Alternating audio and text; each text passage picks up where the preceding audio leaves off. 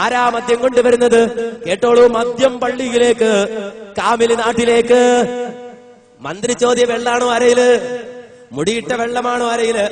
കുടക് ജില്ലയിലെ മടിക്കേരിയിൽ നിന്ന് 5 കിലോമീറ്റർ അകലെ ഗദ്ദള മഹല്ലിൽ ഖതീബായി സേവനമനുഷ്ഠിച്ചിരുന്ന വയനാട് മാനന്തവാടിക്ക് അടുത്ത വാളാട് സ്വദേശിയായ ആ സഖാഫിയുടെ പേര് ഞാൻ പറയുന്നില്ല. ഒരുപക്ഷെ അയാൾ തൗബ ചെയ്തിട്ടുണ്ടെങ്കിലോ. ഏതായാലും സഖാഫി അൽ കാമിലി പള്ളിയിലേക്ക് മദ്യം രഹസ്യമായി വരുത്തി കഴിച്ചതിന്റെ പേരിൽ നാട്ടുകാരിൽ നിന്ന് പൊതുരെ തല്ല് വാങ്ങി ജോലി ഉപേക്ഷിച്ച് കടന്നു കളഞ്ഞു.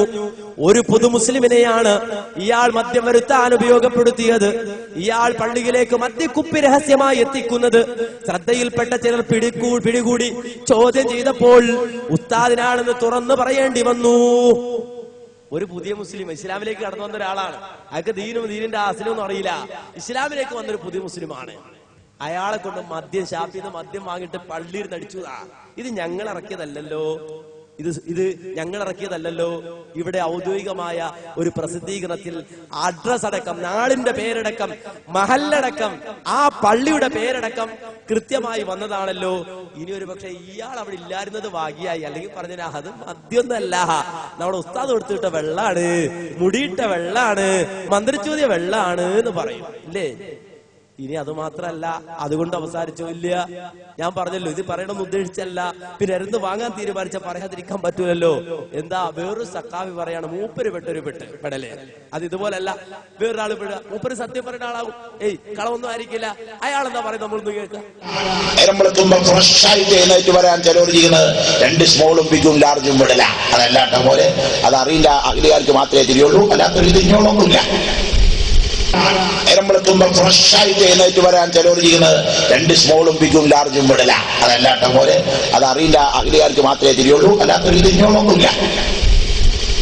ചില മനുഷ്യന്മാര്, ഞാൻ നാളെ ഒരു ബാറിന്റെ അവിടെ ഇങ്ങനെ വണ്ടി പോകുമ്പോ അവിടെ നിർത്തിയതാണ്, അവിടെ ബാറിൽ നിന്ന് ചോദിച്ചോ. അപ്പൊ ഇതിനൊരാൾ ഇറങ്ങി വന്നതിനോട് ചോദിച്ചു, നിങ്ങൾ ഇന്നാളെന്ന് ചോദിച്ചു. അതെ. അപ്പൊ എനിക്ക് പേടിയായി. അർച്ചോണ ഈ ബാറിന്റെ അവിടെ വണ്ടി നിർത്തി ഇയാളെ സംസാരിക്കുമ്പോ വല്ലതും ആളുകൾക്ക് എന്തൊക്കെയാ പറഞ്ഞുകൂടാത്തത്. ഇപ്പോ മനുഷ്യന്മാരങ്ങനെയാണല്ലോ. അപ്പൊ ഇയാൾ എന്നോട് പറയാണ്, ഉസ്താദ് പേടിക്കൊന്നും വേണ്ട, ഇവിടുത്തെ ഏറ്റവും വലിയ കസ്റ്റമേഴ്സ് നിങ്ങളുടെ ആൾക്കാരല്ലേ. എല്ലാരും രാത്രിയാകുമ്പോ ഓരോ ബോട്ടിൽ പൊതിയിട്ടാ പോണേ, നിങ്ങൾ വിചാരിക്കാത്ത പേര് പറയാൻ പറ്റാത്ത പലരും. അപ്പൊ ഇയാൾ എന്നോട് പറയാണ്, ഉസ്താദ് പേടിക്കൊന്നും വേണ്ട, ഇവിടുത്തെ ഏറ്റവും വലിയ കസ്റ്റമേഴ്സ് നിങ്ങളുടെ ആൾക്കാരല്ലേ. എല്ലാരും രാത്രിയാകുമ്പോ ഓരോ ബോട്ടിൽ പൊതിയിട്ടാ പോണേ, നിങ്ങൾ വിചാരിക്കാത്ത പേര് പറയാൻ പറ്റാത്ത പലരും. കണ്ടോ എന്താ മൂപ്പര് പറഞ്ഞതറിയോ? മൂപ്പര് വണ്ടിയായിട്ട് പോയി ഒരു ബാറിന്റെ വീട്ടിലാണ് നിർത്തിയത്. ഒരു ബാറിന്ന് ബോർഡ് എഴുതിയെടുത്ത് മൂപ്പര് വണ്ടി നിർത്തിയിട്ടു. അപ്പോ ഒരാൾ അതുവഴി വന്നു.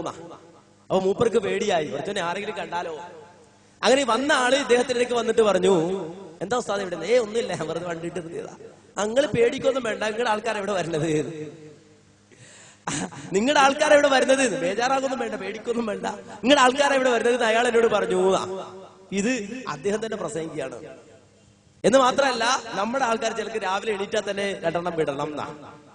ഇതിവിടെ അടുത്ത് പ്രസംഗിച്ചതല്ലേ അല്ലേ? അപ്പൊ നമ്മുടെ ആൾക്കാരാ വാറി വരല് എന്ന് അദ്ദേഹം തന്നെ പറയുന്നു. ഇനി